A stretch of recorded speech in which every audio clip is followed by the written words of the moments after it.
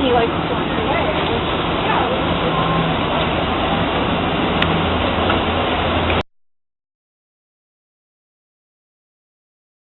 I'm Liz Thorpe, the VP at Murray's Cheese, and now we're in our cave 4.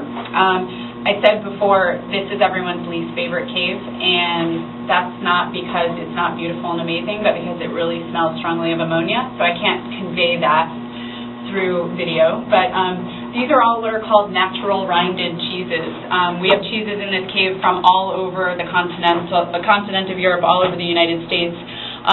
When I say natural rind, what I mean is that the molds and the yeasts that form all these different crusts on the outside of the cheese are natural ambient molds. Unlike the last cave, they're not added to the milk by the cheesemaker. This is the product of terroir, of the grass, of the soil, of the original ripening facility. Each cheese is like a walking artifact from a special particular place. And these are generally 3 to 6 pounds, generally 3 to 6 months, so they're going to be firmer textured cheeses. And you know, we do a lot of finishing on these cheeses, a lot of turning and brushing. You can see the wood shelves, not the racks that we had in the last cave. But it's just an incredible complexity of bundle of cheese, and as these guys ripen, they do give off a little bit of ammonia. It's mainly what happens when you have, 700 individual wheels jammed into one tiny room. So they don't taste like ammonia, but you do get that smell when you walk in here. And we've got all kinds of experiments going, some special ripening projects that we're doing. We're going to be releasing this fall, and that's the joint in Cave 4. Into this building in the fall of 2004, and we actually decided to build cheese caves here. We didn't have them in the old Murray's across the street. So we had been importing cheese from across Europe at that point for about 10 years, and we kind of cherry-picked all of the best things from the aging facilities we had seen there, particularly in France. So we built these, there was nothing here, and we made the walls incredibly thick. They're actually double layer, concrete, brick, and concrete with whitewash on the inside.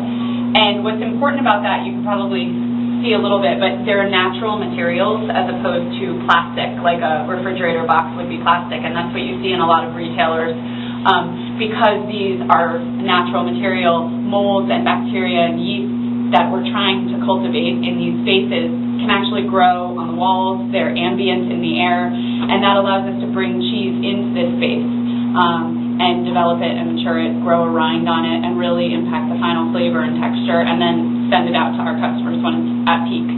So these are vaulted rooms. It helps promote a circular airflow, so we don't have condensation forming on the ceiling and dripping on the cheese. And they're temperature and humidity controlled. So this is our goat cheese and mold ripened cave, and in that sense, mold ripened is a good thing. These are all cheeses that have mold added to the milk during cheese making, put there by the cheesemaker, and in most cases we get these guys when they're naked. They have no rind on them. So like this would be an example of a naked cheese. The goat cheese is made in Colorado, and it's got that black ash that's sprinkled on the outside. The ash actually lowers the acidity of the cheese, and it makes it more hospitable for this white mold to grow on the outside. The same mold that a brie or a camembert has on the outside. It's called Penicillium candidum. You can see when I touch it, it slumps down. But that mold is there, and it just needs oxygen to grow. It takes about 2 weeks. We turn, we flip, we pat. Pretty labor-intensive process, but it allows us to basically, as I said, kind of control the ripening, the affinage of all of these cheeses. We also do a lot of work with really small American cheesemakers, and we do their ripening for them. So one of the coolest things that's happened to us recently is that we worked with Old Chatham in the Hudson Valley, and we took their brand new cheese, Kinderhook Creek, and we're ripening it here in our caves. And they've been so happy with the results. They actually submitted our version of Kinderhook Creek to the American Cheese Society Conference to be tasted and judged. I'm psyched. I think it will win. So it just gives us a chance to do these kind of collaborative projects with small artisan cheesemakers from around the world, which is pretty special. Cave 5 is sort of a hybrid. We have 2 major styles of cheese in this cave, and as you walk in the door, it stinks in a different way from K4. This one smells kind of like sweaty socks, and it's because of these guys, these orange rinded cheeses, which are my absolute favorite style. They're called washed rind cheeses, and that means they've been washed, generally in salt water, sometimes with cool booze added, like wine or corn whiskey or Brooklyn Brewery Brewmaster Reserve beer. This is a really famous French cheese called Epoisse de Bourgogne that we finish washing in Marc, which is a spirit kind of like grappa.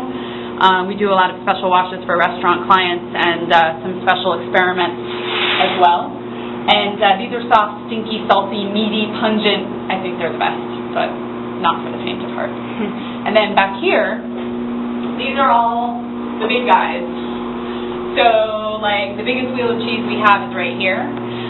These are the Alpine styles. They come from the mountains of France and Switzerland, generally, sometimes the Pyrenees, but this is Emmentaler. This is true Swiss cheese with the holes, and it's 180 pounds a wheel. It's the only cheese I can't pick up myself.